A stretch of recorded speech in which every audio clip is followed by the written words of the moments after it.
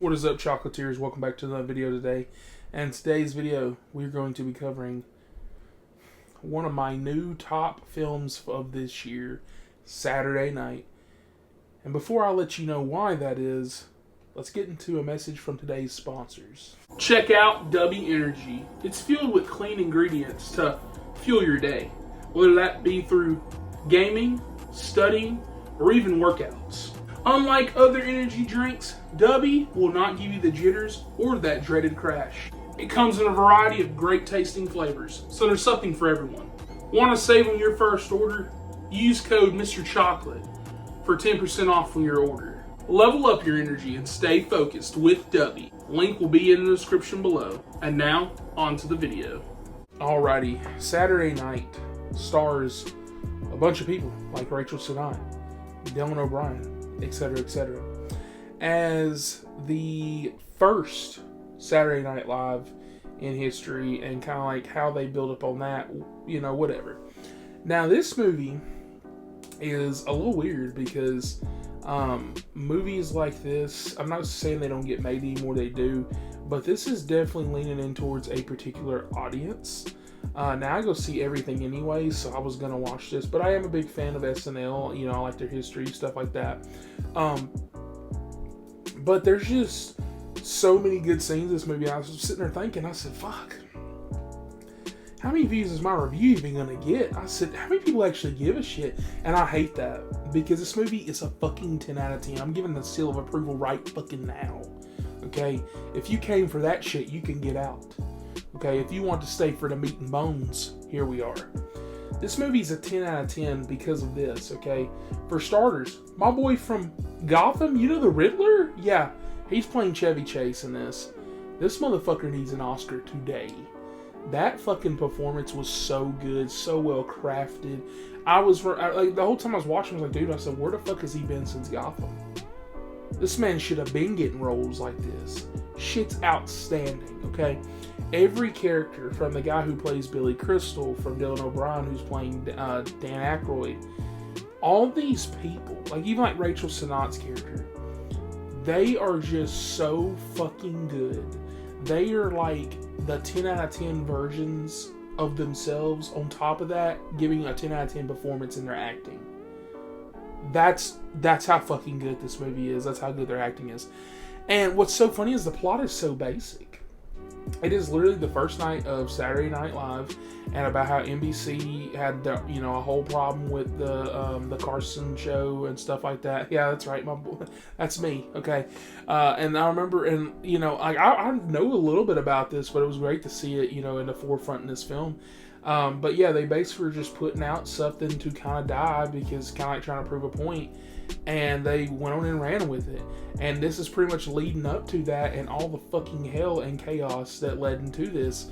Because it's a bunch of 20-year-olds, a bunch of nobodies, comedians who are trying to get stuff off the ground. Like, for example, there's a scene where they literally have a woman who works for NBC who tries to keep everything, at least PG or lower.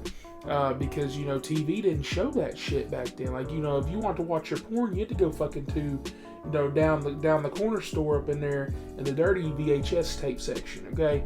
You couldn't just go up in your mom and pop store or whatever. Like, now you can get everything on your fucking phone. Right now I'm cussing like a sailor. Like, you can literally sit over here and, like I just reviewed Bad Monkey. Hell, even this movie, they're cussing. Like, I'm just saying, like, it didn't used to be like that back in the day.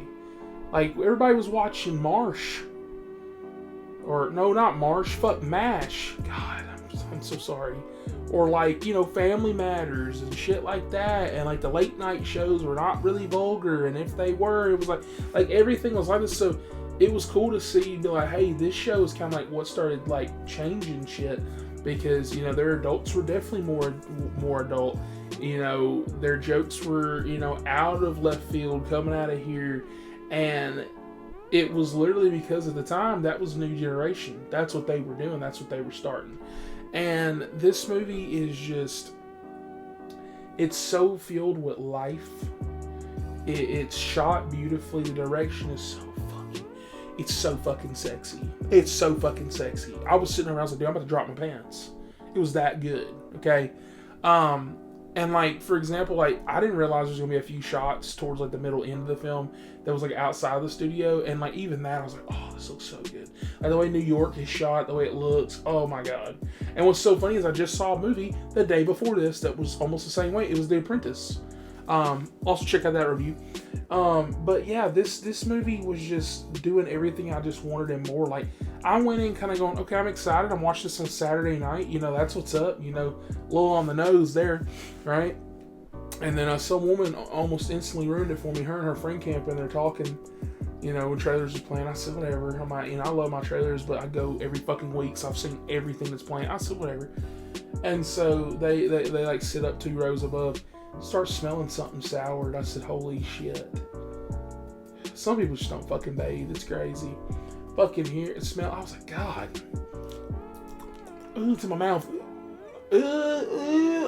Finally went away. Like after 20 fucking minutes. Had to air out up there. I said, close your fucking legs, please. Good God. That's the only complaint I had. And that's the same with the movie. Good Jesus Christ. I'm about to be sick thinking about it. Oh, fuck. Oh, anyways. Back to the movie. I'm sorry to gross you out. But, yeah. This movie is awesome. It's perfection. It is literally in my top 3 films. And if you are interested in those, I'm going to give them to you right now. Dune Part 2 is number 1. The Wild Robots number 2. And this is now my number 3. It literally kicked Alien out of the spot for me. And Alien means a whole lot to me. But it's just something about this movie. Now, we've got a bunch of others coming out. Like, even like that. I keep being like, there's no way nothing's passing Dune. There's a few movies coming out. There's a few bangers. Nosferatu comes out Christmas Day. I'm very excited for that. Gladiator comes out in like a month. You know, A Real Pain comes out in less than a month. There's a lot of movies that's coming out where I'm going, okay. And my boy Timothy's playing in the Bob Dylan biopic. That looks fucking gas. And so, you know, I'm excited for the future of these films. I am excited to see that they are taking chances on this, because even like that, it's not like the new generation of actors in a way. Like, yeah, Dylan O'Brien's played in shit before, but like Rachel Sennott, you know, like she started having her come up. You know, she's played in a bunch of good ass films, but she's not a household name or nothing like that. And I'm just saying, you know, it was great to see, like, even like the main 2 characters, they're not fucking household names at all. And actually, the guy that plays the main dude, I don't think I've ever seen him in anything. I might have, but I don't think I have. And so it was just nice to see that Jason Reitman, outside of Ghostbusters, can make fucking bank, okay? This movie's good. This movie's gas. Go fucking watch today. It's the best movie I've seen this fucking weekend. It is so awesome. And do yourself a favor. Do it on a Saturday night, because it just felt more special. It was great. And with that, please like and subscribe for more. And I will catch you guys on the next one. Jesus Christ. Sorry, tripped over my penis. I love my popcorn. Movies, popcorn.